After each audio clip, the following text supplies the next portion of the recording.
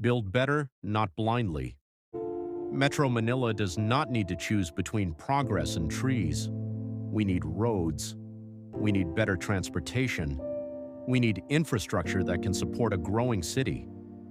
But the question is this: at what cost? Along Quirino Avenue in Manila, decades-old trees were cut down to give way to the Southern Access Link Expressway project. For some, they may look like obstacles to construction. But for many people, especially those who live, walk, commute, and pass through the area every day, these trees were more than just scenery. They were shade. They were protection from extreme heat. They helped absorb rainwater. They cleaned the air. They gave life to an already crowded and concrete-heavy city. And in a place like Metro Manila, where flooding, extreme heat, pollution, and climate-related disasters are becoming worse, mature trees are not decorative. They are climate infrastructure. So before we cut, we must ask, was this truly the only way? Could the design have been changed? Could the posts, columns, or foundations have been moved to already paved road sections?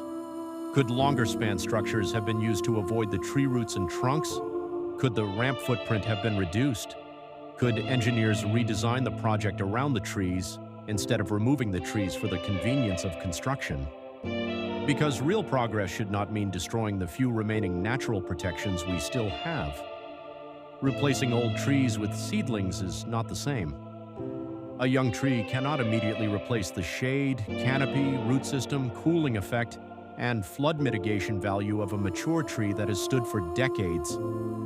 That loss is not just environmental, it is social, it is public health, it is climate resilience, it is quality of life. And this is not the first time the Philippines has seen how environmental decisions can create long-term consequences. We have seen mining disasters where rivers were damaged by mine waste. We have seen the Marcopper mining disaster in Marinduque, where mine tailings spilled into the river system, affecting communities, water, livelihood, and the environment. We have seen the 𝙼𝚒𝚔𝚎 mine tailings spill in Benguet, where millions of tons of mine waste were released into the environment, resulting in one of the largest mining-related penalties in the country. We have seen quarrying and crushing operations in Rizal questioned and suspended after major flooding concerns in areas connected to the Marikina River Basin. And even in Manila Bay, government studies have warned that large reclamation projects may worsen flooding, disrupt water movement, threaten marine ecosystems, and affect the livelihood of fisherfolk. So when people question the cutting of hundreds of mature trees along Quirino Avenue, this is not simply emotional reaction. This is memory. This is experience. This is people saying, "We have seen this pattern before." A permit does not automatically mean a project is wise. Approval does not automatically mean there is no risk. And compliance on paper does not automatically protect communities from flooding, heat, pollution, and long-term environmental damage. That is why the burden should be on the project proponents and the government to prove that every alternative was seriously studied before a single mature tree is cut. Not after the trees are gone, not after public outrage, not after irreversible damage. Before the chainsaws, before the stumps, before decades of natural protection are erased in a matter of hours. The better solution is not simply to stop development. The better solution is to demand better development.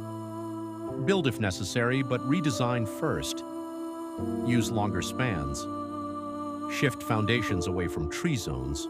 Protect root systems. Reduce ramp footprints. Study public transport alternatives. Release the tree inventory to the public. Explain tree by tree why removal is supposedly unavoidable. And most importantly, treat cutting as the absolute last resort, not the easiest option. Metro Manila is already too hot, too flood-prone, and too short of green spaces. We cannot keep solving traffic problems by creating environmental problems. We cannot keep building infrastructure that moves vehicles while weakening the natural systems that protect people.